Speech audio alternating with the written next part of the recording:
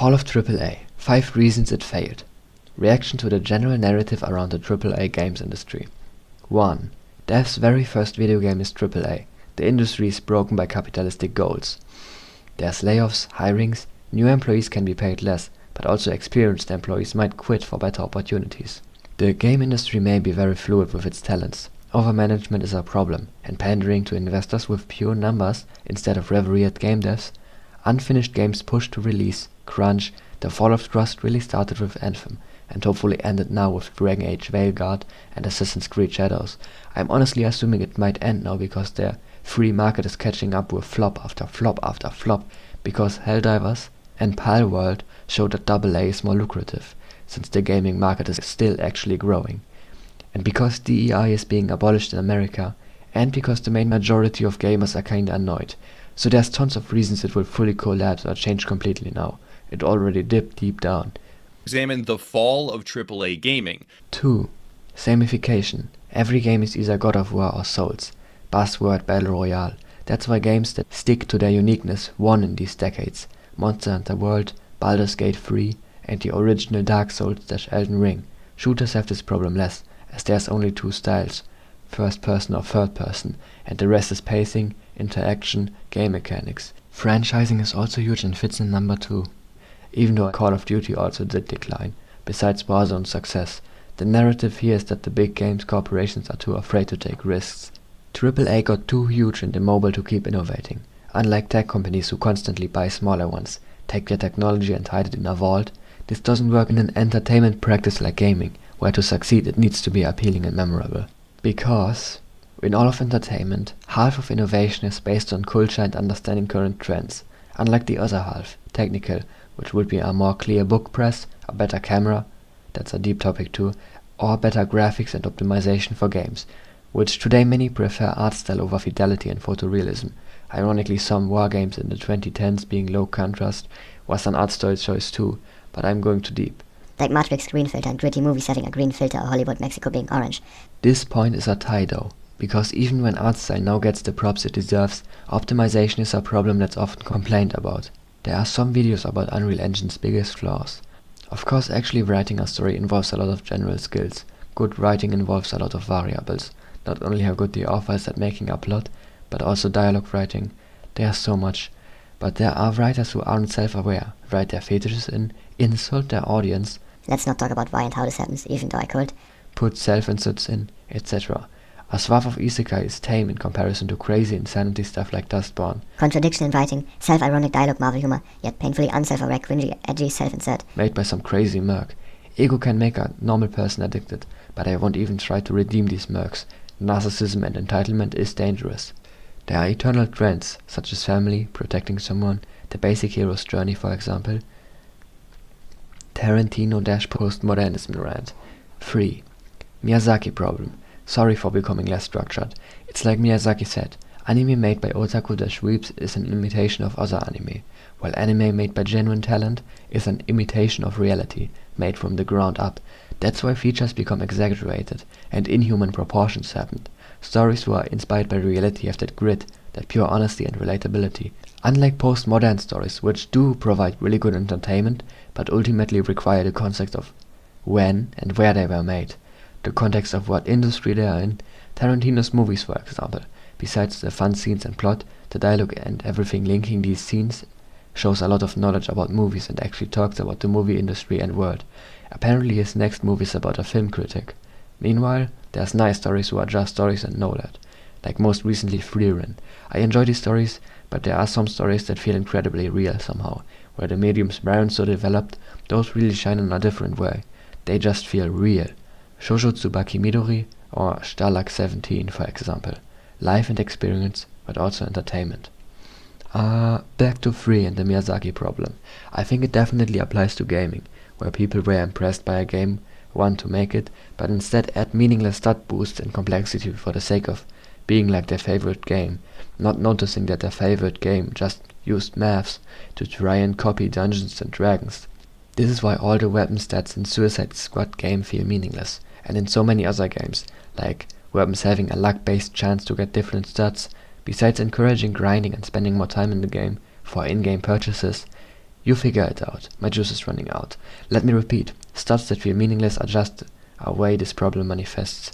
I also repeat. Simply. Meta games are very entertaining, but they require having played more than one game. 4-1. Beauty is created by novelty or uniqueness, and things we instinctually gravitate towards. Too much of uniqueness will appeal to very few people, and there also needs to be a certain balance. This sentence is more poetry, but it's still pretty much true. After all my ranting, just let me say that all this is a construct in my opinion, and a lot is missing because I put a lot of what I say into words and language, but you can also just get rid of my construct and just be. Things just are very often. Most authors who write a story, even if it's fanfic, probably never considered any of this. Part of it is still real, right? I just have so much abundance in me for this topic, but just leave me alone. I just want to play games, man. Also, I'm new, so be easy on me. 4. Audience-creator mismatch. Maybe AAA gaming and big gaming corpus were doomed to fail from the beginning. With DEI, it's easy for minorities to enter the big corporations. These corporations also could afford it until now. I don't mean to sound racist. I appreciate anyone who has ambition and wants to express themselves and grow their skills. But remember what the purpose of big corpus and AAA is, and how it grew in the first place. Niche communities are niche. With the internet, the boundaries are blurred, so we might have forgotten. Indie games are the ones supposed to appeal to niches. AAA was only able to grow because it appealed to a large majority of gamers. There is simply no way to sustain AAA when the million-dollar funded games are appealing to niches. This is only further blurred and perhaps twisted when AAA's marketing are using franchises that once appealed to a different target group, so of course gamers are going to be mad. It's like stinging a beehive when you hire minorities, making them express their experiences and difficulty in a game that you funded, named after what previously appealed to a huge audience that could never relate with the minority in the first place. Maybe I'm emphasizing this point of audience maker mismatch too much in comparison to the other points. Now the free market is catching up to flop after flop after flop. Maybe the Call of Duty money has finally run out. 5. The games just got too bad. Even though Rainbow Six Siege didn't reach up to its E3 trailer, it was still playable, and now even has a competitive community. But the new releases just suck to play. It started with pay-to-win and scammy advertising, but now the games themselves just suck. But the past spirit of the heights of the AAA lives on in Helldivers and etc., which didn't disappoint in any way.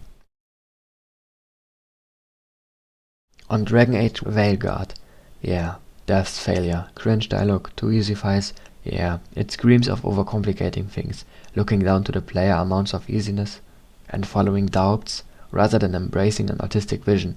That's why a teenager could do better, which teenagers worked on the first Halo and Doom. Benefit of the doubt that development hell and devs leaving during the project on new high res, destroying any possible complexity and blurring everything. There's no way this took 9 years. Red Dead Redemption cutscene that the director removed the black bars, but add them again, which took like a month or more for calibrations. Did nobody on the team know what ideas would work and what didn't? Multi-talents and leadership positions are needed. Like, what the hell? On Assassin's Creed Shadows, there's this cliché that Americans are entitled and know nothing about geography. It's insane how much disrespect and wrong Ubisoft managed to do without knowing anything. Was there nobody who double-checked? It's like the meme of the guy with the Japanese tattoo, having no idea what his tattoo is saying. But maybe the optimistic view is that it unites the common gamer, regardless of nationality, against Ubisoft. Another testament of needing to hire talents and having a vision, rather than trying to force something with pure amount of labor force. Considering Dustborne and Veilguard, the culture of narcissism goes deep. Postmodernism as a philosophy, first its schools, then its politics and ideology affecting everyone a bit, then its inner art, and now everybody sees their ugliness. These narcissists expressing themselves is too ugly for anyone who isn't paid to shut up and deal with them. Culture of intimidation and control. Exploring the dark parts of the gaming industry, but I'm just sick of it. I just need games let be games, not philosophize so much. It gotta have a bad impact somewhere, does it? I'm not happy with the script, but it does the job with getting my thoughts out. Gaming has become so much politicized and I don't like it, but at the same time you have to speak out against it to prevent it, inevitably becoming part of it. A vid. This gets to be a vid. You can always say stories of specific games and their faults, specific games and their redemption, specific games and their best. You can also look at individual companies and talk about positives and negatives. With this script I've tried to get a big picture view of the most common, or loud, fails of the industry, and link it up to the levels properly, only talking about corpo stuff in a corpo topic, player issues where it matters. This is why I mentioned pay to win so little. So maybe I'm unsatisfied because of the lack of clarity this view has. It's one big generalization, hopefully a good summary. I hope I made sure to emphasize that these are the dark sides, etc.